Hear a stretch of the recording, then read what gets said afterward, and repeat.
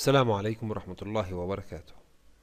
اليوم درسنا حول إعداد رابط لمساعدة في إشهار صفحتنا عبر الفيسبوك.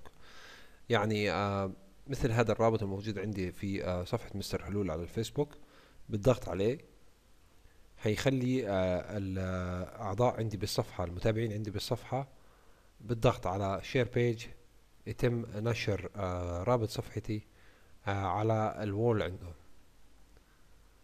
هلا لتنفيذ هاي الخاصية احنا بحاجة لهذا الكود الموجود هون.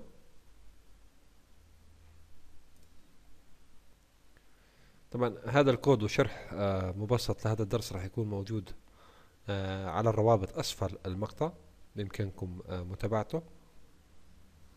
برجع للكود هون، قوم بعد اشارة يساوي باضافة اسم الصفحة. بعدها بنسخ كامل الكود وقوم بوضعه بالشريط المتصفح عشان اتأكد بانه الكود سليم زي ما احنا شايفين هون. بدي اروح على اليو ار شورتنر.